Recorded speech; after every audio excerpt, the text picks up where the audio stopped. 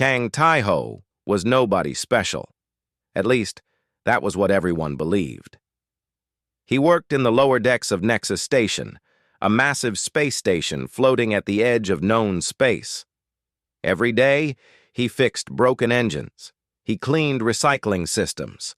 He crawled through dirty pipes and replaced old wires. His hands were always covered in grease, and his clothes were always stained with oil. The station was home to many species from across the galaxy. But the most powerful were the Kalari. They stood over 2 meters tall. Their skin was gray and tough like stone.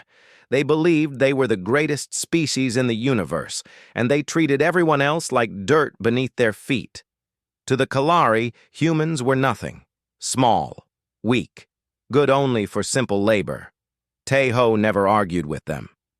When Kalari soldiers walked through the corridors, he stepped aside. When they pushed him, he said nothing.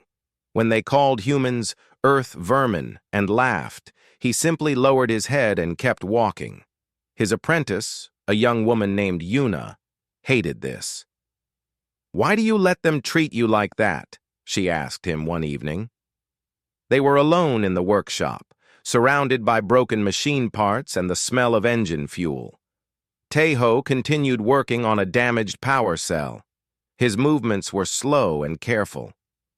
"Anger is expensive," he said quietly. "I cannot afford it. But they have no right to speak to you that way. To any of us."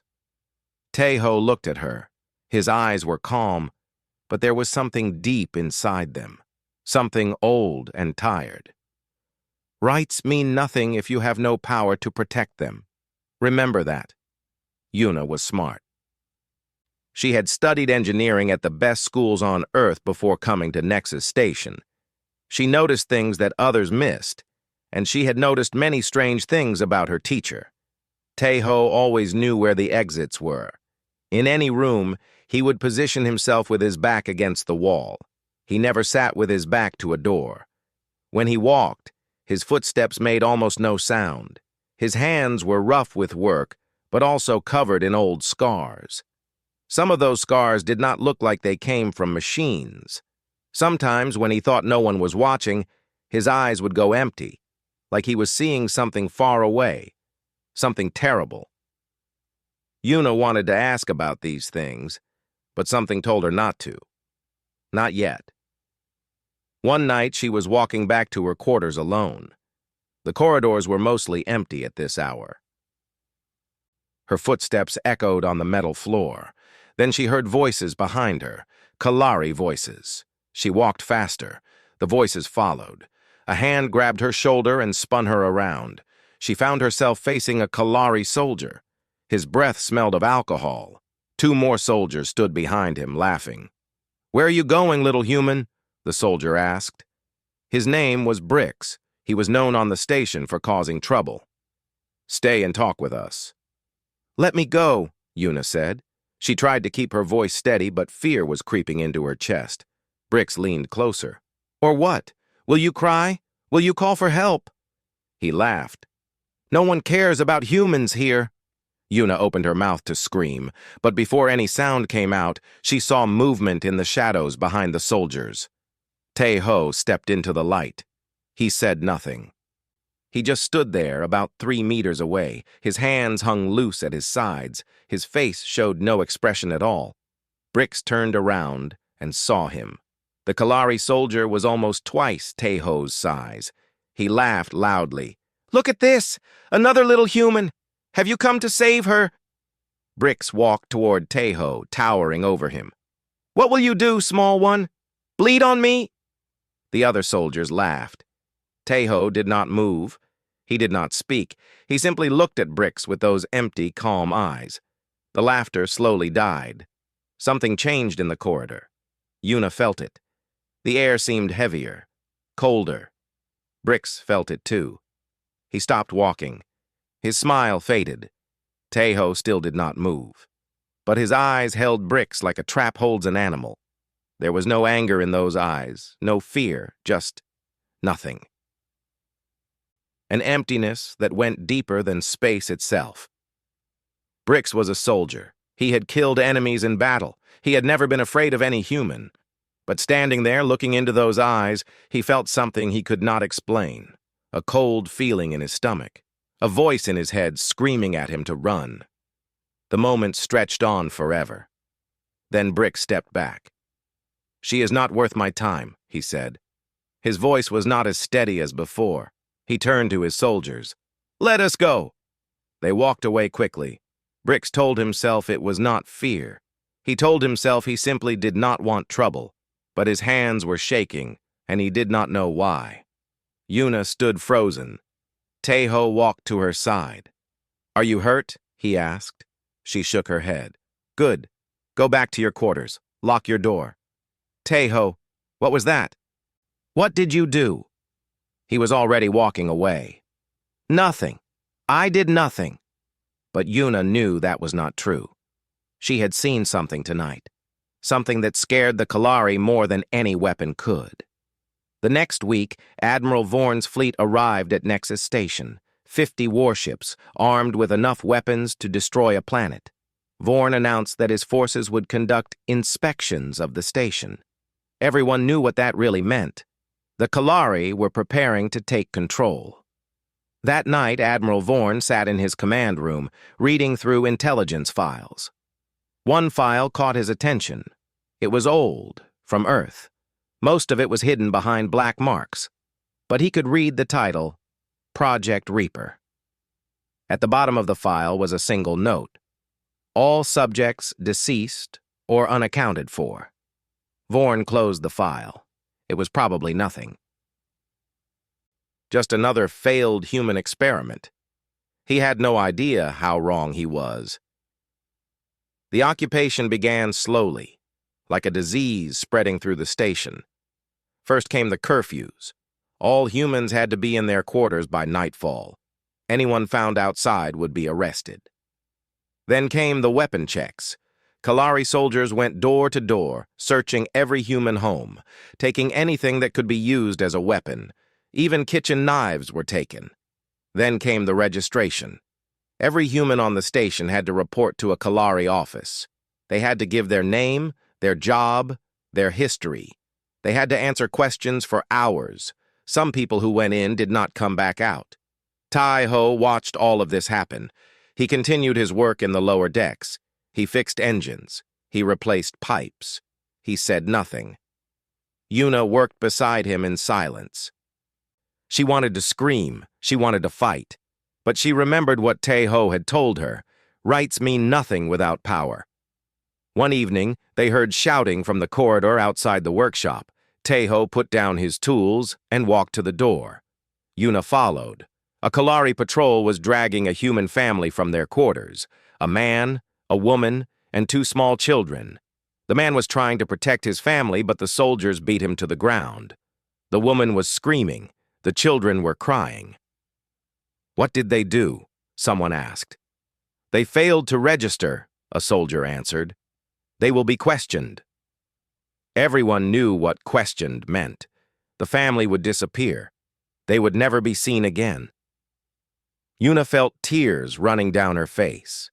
She looked at Taeho. His expression had not changed, but his eyes. Something had shifted in his eyes, a small flame in the darkness. The soldiers dragged the family away. The corridor fell silent. That night, Yuna could not sleep. She went to the workshop and found Taeho sitting alone in the dark. "You fought in the war," she said.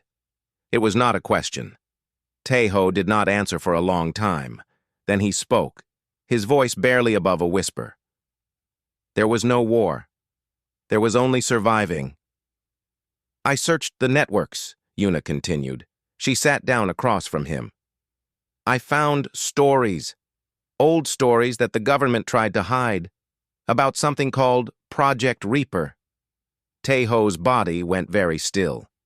"They say the Reapers were special soldiers, sent behind enemy lines during the border conflicts. They say each Reaper was worth 1,000 regular soldiers. They say—" Yuna paused. "They say the Reapers were monsters." The silence stretched between them like a wire about to break. They said what they needed to say. Taeho finally answered. His voice was flat and empty. So people could sleep at night. Were you one of them? Taeho looked at her. In the darkness, his eyes seemed to glow with a cold light. The person I was died a long time ago. The thing that came back from the war. That thing learned to be human again. Slowly. Painfully. He looked away. I fix engines now. That is all I am. Yuna wanted to ask more, but the look on his face stopped her. There was pain there. Old pain that had never fully healed. The next day, Admiral Vorn made an announcement. Resistance cells had been sabotaging Kalari equipment. Someone had destroyed a weapons depot. Someone had poisoned a water supply meant for Kalari soldiers. Vorn was angry, his gray face twisted with rage as he spoke through the station's communication system. This terrorism will not be tolerated, he declared. The humans of this station will learn respect. Tomorrow, at the Central Plaza, 10 human prisoners will be executed. This is the price of resistance. Any further attacks will result in 100 executions. The announcement ended. The station fell into shocked silence. Yuna ran to the workshop. She found Taeho standing in front of a small screen watching the recording of Vorn's announcement. His face showed nothing. His hands did not shake. His breathing was calm and steady, but something was different. Something had changed. The man she knew, the quiet mechanic who kept his head down, was gone. Standing in his place was someone else. Something else. A creature of shadow and silence, with eyes like chips of ice. Taeho? Her voice trembled. He did not look at her. Go to your quarters, Yuna. Lock the door. Do not open it for anyone except me. What are you going to do? He finally turned to face her. And in that moment, Yuna understood what the Kalari had not yet learned. Taeho was not hiding from his past. He was protecting everyone else from it. There are some things, he said softly, that should stay buried. But they keep digging. He moved toward the door. And when you dig up a grave, you should not be surprised to find death waiting inside. Please, Yuna whispered, be careful. Something that might have been a smile crossed his face, but it was not a warm smile. It was the smile of a wolf showing its teeth. Careful is for people who plan to live through the night, he said. Then he was gone, disappearing into the shadows of the corridor like he was made of smoke. That night, the lights on Deck 7 went out. When they came back on, 12 Kalari soldiers were dead. The bodies were arranged in a perfect circle on the floor. Their weapons were still in their hands. They had not fired a single shot. There were no wounds that anyone could see. Just 12 soldiers lying still, with expressions of pure terror frozen on their gray faces. In the center of the circle, carved into the metal floor with something sharp, was a single word in the old Kalari language. The word meant, run. Admiral Vorn read the report 3 times. His hands were shaking. One person, his officer said quietly. The sensors detected only one person. Vorn threw the report across the room. Find him, he screamed. Find this human and bring him to me. But deep inside, in a place he did not want to acknowledge, Admiral Vorn felt something he had not felt in decades. He felt afraid.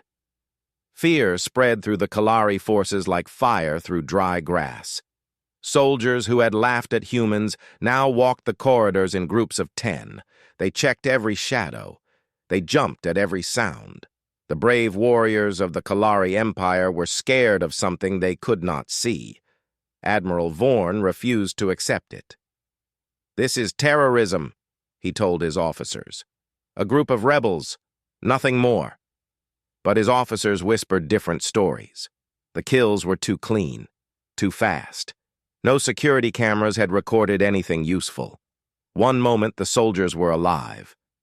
The next moment, they were dead. Whatever had killed them moved like a ghost.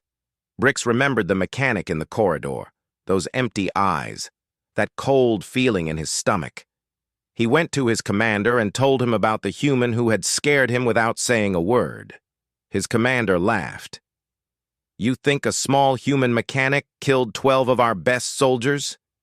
You are a fool, Brix. Go back to your post." Brix went back to his post. But he could not shake the feeling that he had looked into the face of death itself and somehow survived. Meanwhile, Tae-ho moved through the station like smoke through air. 10 years of peace had made him slow.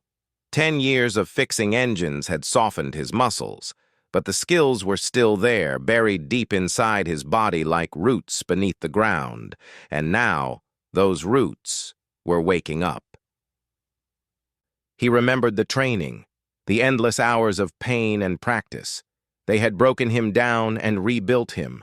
They had removed his fear. They had taught him to see the world differently, to see threats, exits, weaknesses, opportunities.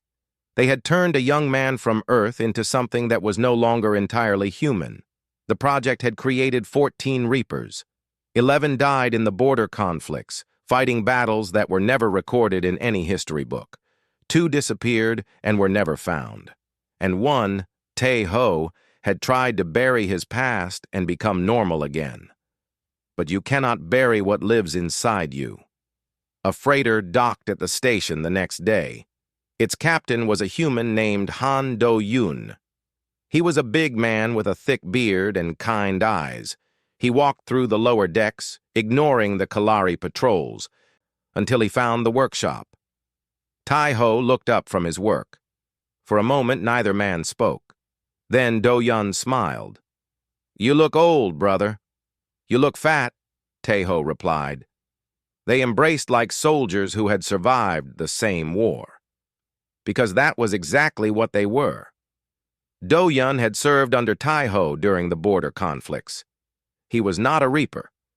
He was just a regular soldier. But he had seen what Tae-ho could do.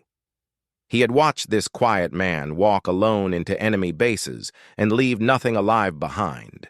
He had learned to respect and fear Tae-ho in equal measure. "I heard rumors," Do-yoon said. "Dead Kalari, a ghost in the corridors. I knew it had to be you." "You should not have come." "I came because you need help." Do-yoon's smile faded. "You are burning again, Tae-ho. I can see it in your eyes." Tae-ho turned away. "They gave me no choice." "There is always a choice. You taught me that." "Not this time." Tae-ho walked to a locker and opened it. Inside were things he had hidden for 10 years. A black combat suit made of special material that could stop bullets. A pair of knives with blades that never needed sharpening. And a mask, simple black cloth that covered everything except his eyes. Do-yoon watched him with sad eyes. "So the Reaper wakes again." "The Reaper never slept. He just learned to be quiet." Tae-ho began to put on the combat suit. His movements were smooth and practiced, like he had done this 1,000 times before. "I need you to do something for me." "Anything." "My apprentice, Yuna, and the other humans on the station. Take them on your freighter. When I am finished, you leave. Do not wait for me." "And what about you?" Tae-ho pulled on his gloves. "Reapers do not retire, Do-yoon. We do not grow old. We just find quiet places to hide until the world needs us again." He looked at his old friend. "When the world stops needing us, we simply stop." Before Do-yoon could respond, the workshop door opened.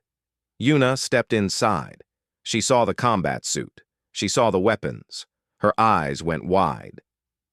"So it is true," she whispered. "You really are one of them." "You should be in your quarters." "I could not stay there, not while you—" She stopped. Her eyes were wet with tears. "I found more files, the real ones, about what they did to you." Tae-ho went very still. "They did not just train you," Yuna continued. "They rebuilt you.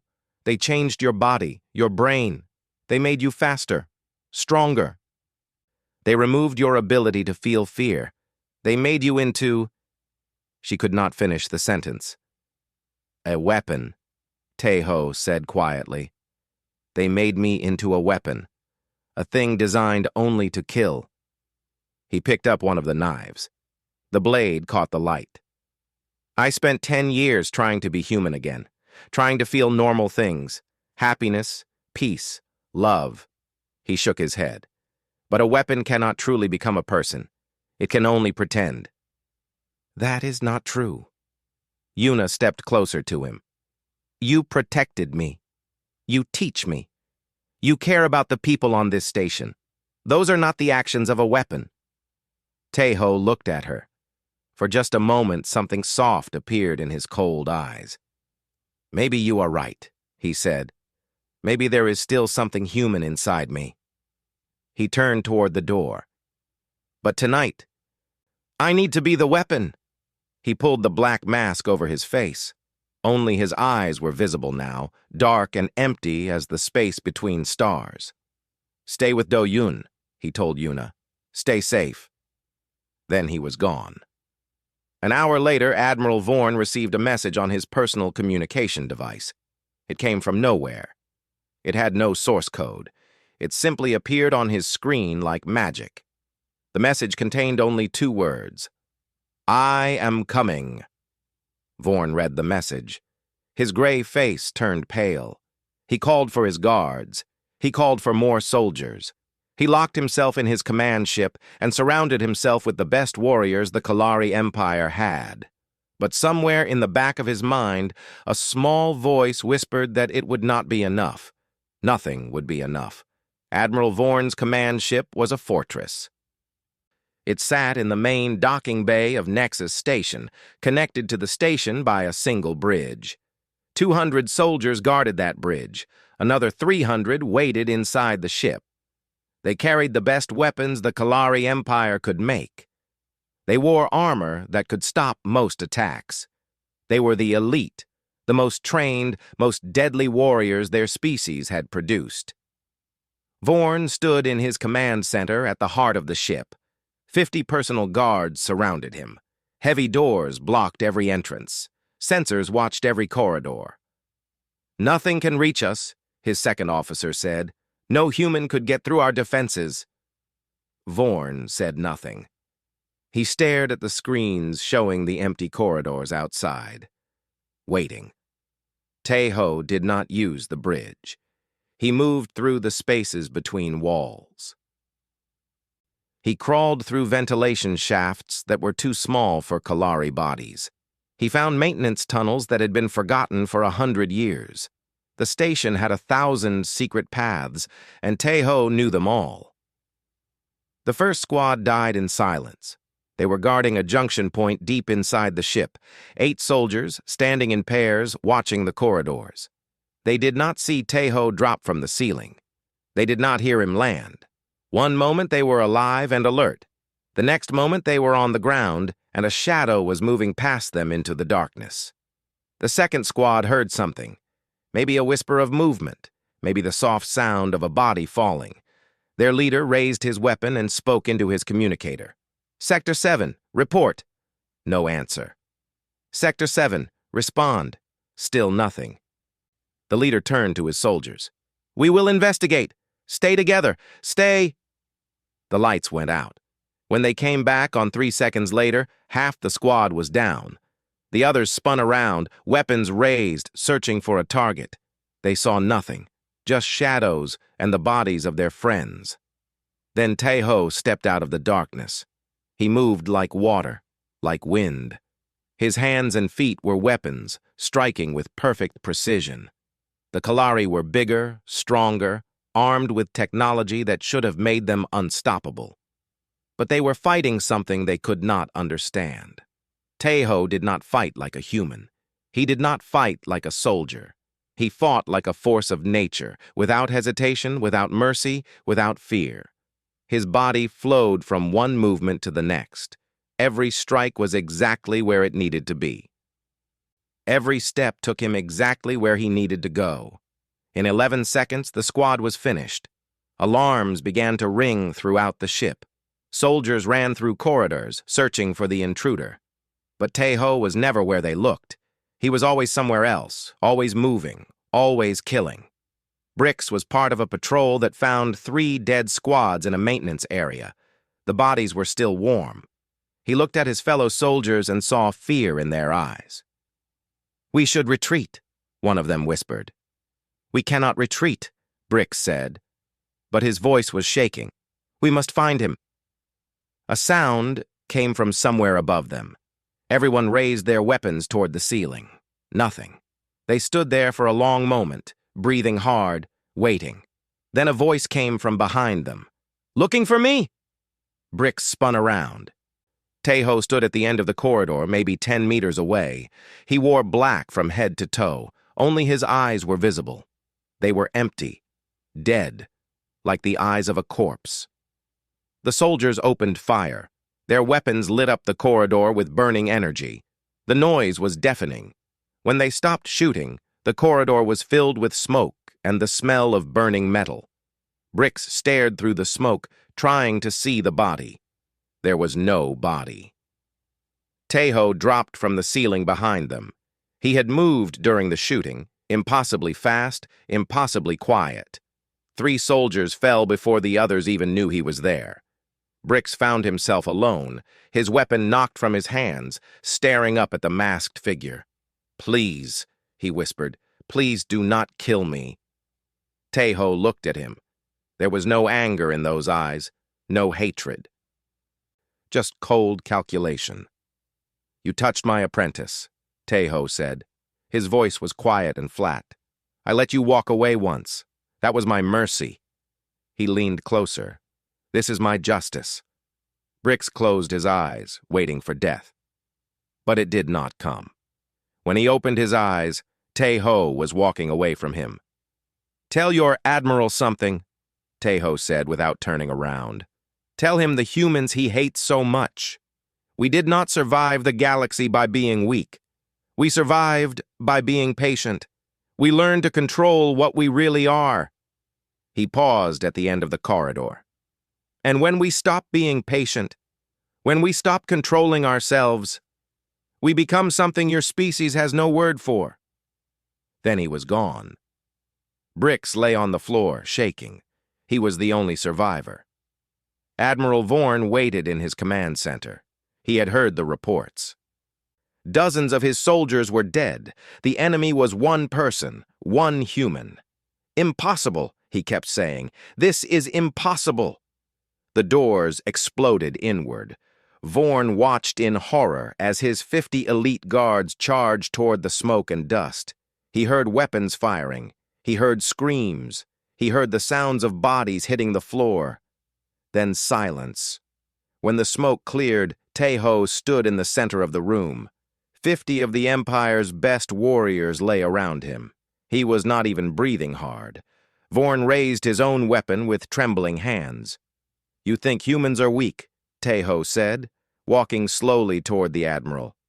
"You think we are small and soft, easy to control, easy to break." He knocked the weapon from Vorn's hands without slowing down. "You forgot what we really are." "What? What are you?" Vorn whispered. Tae-ho grabbed the admiral by his uniform and lifted him off the ground with one hand. For a creature that was twice his size, Vorn felt light as a child. "We are the apex predators of our world," Tae-ho said. His voice was calm, almost gentle. "We hunted everything else to extinction. Every dangerous animal, every competing species, everything that threatened us, we destroyed it all. Then we got civilized. We learned to be kind, to be peaceful." He pulled Vorn closer until their faces were centimeters apart. "But deep inside, we are still the same creatures that conquered our planet. The same creatures that climbed to the top of the food chain by being the most dangerous thing alive." He threw Vorn across the room. The Admiral crashed into a wall and fell to the floor. "You made a mistake, Admiral. You woke something that should have stayed sleeping."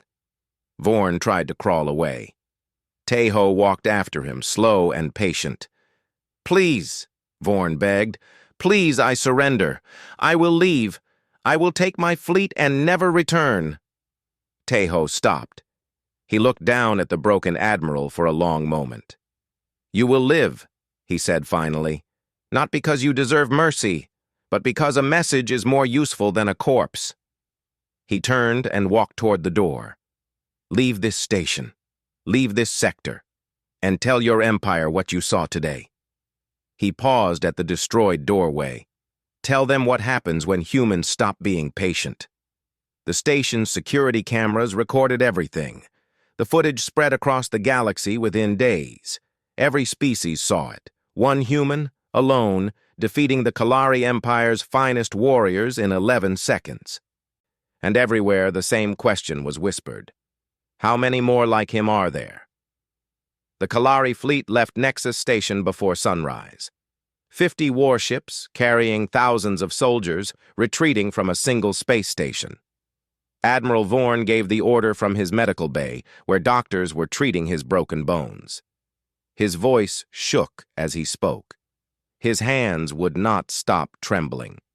The official report called it a strategic redeployment. The Kalari Empire said they had completed their inspection and found the station not worth occupying. Nobody believed these lies. Everyone had seen the footage. 1 human, 200 elite soldiers, 11 seconds. Nexus Station celebrated for 3 days. Humans who had hidden in fear now walked openly through the corridors. Other species looked at them differently. There was respect in those looks, and something else. Fear. Do Yun found Tai Ho in the workshop 3 days after the battle. The mechanic was sitting in his usual spot, cleaning a damaged power cell. His combat suit was hidden away again. His weapons were locked in their locker. He looked exactly like he had looked for the past 10 years, a quiet, unremarkable man doing quiet, unremarkable work. "You could be a hero," Do Yun said. "Everyone wants to meet the ghost of Nexus Station." "I do not want to be a hero." "Then what do you want?" Tejo held up the power cell. "I want to fix this. Then I want to fix the recycling system on Deck 4. Then I want to eat dinner and go to sleep." He looked at his old friend. "I want to be normal, Do Yun. That is all I ever wanted." Do Yun was quiet for a moment. "Can you be normal? After everything?" "I do not know, but I have to try." Yuna arrived at the workshop an hour later. She had dark circles under her eyes from lack of sleep, but she was smiling. She carried 2 cups of hot tea. "I thought you might need this," she said, offering 1 cup to Tejo. He took it. Their fingers touched for a brief moment. "Thank you." "The other humans want to thank you. They want to hold a ceremony. Give you a medal." "No." "I told them you would say that." Yuna sat down across from him. "But they wanted me to ask anyway." They drank their tea in comfortable silence. Outside the workshop, they could hear people talking and laughing. The station was coming back to life. "I searched for more information about Project Reaper," Yuna said finally. "The real files. Hidden in old Earth military archives." Tejo did not look up from his work. "The project produced 14 graduates. 11 died in the border conflicts. 2 disappeared and were never found." She paused. "And 1 requested permission to retire. He said he wanted to find peace, to become human again." "And did the military give him permission?" "The file says they did, but there was a note from the commanding officer." Yuna's voice became soft. "He wrote, 'Permission granted, but I do not believe Reaper 7 will ever truly find peace. The things we made these soldiers do, the things we turned them into, that does not wash away. It stays with you forever.'" Tejo put down the power cell. For a long moment he stared at his hands. Hands that had killed hundreds. Hands that had done things he would never speak about. "The officer was right," he said quietly. "It never washes away. I close my eyes, and I see their faces. I try to sleep, and I hear their screams." He looked at Yuna. "But I keep trying. Every day. Because that is all a monster can do. Try to be something better." "You are not a monster," You do not know. I know what I saw, Yuna interrupted. I saw a man who could have killed Brix but chose to let him live. I saw a man who could have killed Admiral Vorn but chose to spare him. A monster would not make those choices. Teho was silent. A monster cannot love, Yuna continued. A monster cannot care about students and friends and innocent families. A monster does not spend 10 years fixing engines because he wants to help people instead of hurt them. She reached out and took his hand. You are not what they made you. You are what you chose to become. For just a moment, something changed in Teho's eyes. The cold emptiness softened. Something warm appeared in its place. Something human. Maybe, he said, maybe you are right. Months passed. Life on Nexus Station returned to normal. But the galaxy had changed. The footage from Vorn's ship spread to every corner of known space. Species that had ignored humans for centuries now watched them carefully. Empires that had dismissed Earth as a weak, unimportant world began to reconsider. How many humans like Teho existed? How many quiet mechanics and farmers and traders were actually sleeping wolves, waiting to wake up? Nobody knew. And that uncertainty was more powerful than any weapon. Rumors spread, stories grew. Some said Earth had armies of Reapers hidden in secret bases, ready to strike at any enemy. Some said every human was a potential weapon, capable of destruction beyond imagination. None of this was true. But the fear was real. In the halls of power across the galaxy, a new policy emerged. Do not anger the humans. Do not push them too far. Do not make them fight. Because when humans fight, they fight to win. And they have proven again and again that they will do whatever it takes to survive. 1 year after the battle, Teho was still in his workshop, fixing engines. Yuna was still his apprentice, though she had learned enough to be a master engineer herself. She stayed because she wanted to, because the quiet man with the cold eyes had become something like family. A young human boy came to the workshop one afternoon. He was maybe 8 years old, with big, curious eyes. "Are you the Reaper?" the boy asked. Teho looked at him. "I am just a mechanic. My father says you saved everyone on the station. He says you are a hero." Teho knelt down to be at eye level with the child. "Let me tell you a secret," he said. "Heroes are not special people with special powers. Heroes are ordinary people who choose to help others even when it is hard, even when they are scared." He put a hand on the boy's shoulder. "You can be a hero too. Anyone can. You just have to choose to help." The boy smiled. "I want to be like you when I grow up." Teho felt something twist in his chest. Not pain, something else, something warmer. "Be better than me," he said. "Be kinder, be gentler. The galaxy has enough warriors. What it needs is good people." The boy nodded seriously and ran off to play with his friends. Yuna watched from the doorway. That was beautiful. That was the truth. Teho stood up and walked back to his workbench. "The things I did, they were necessary, but they should not be admired. They should be remembered as warnings." "Warnings about what?" Teho picked up his tools and began working on a broken engine. "About what happens when peaceful creatures are pushed too far. About the price of underestimating those who seem weak." He looked at her. "And about the terrible things that ordinary people will do when they have no other choice."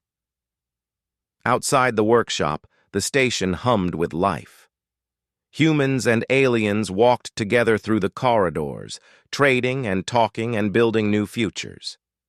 Peace had returned to Nexus Station, but somewhere in the galaxy, in 100 different languages, a new proverb was spreading.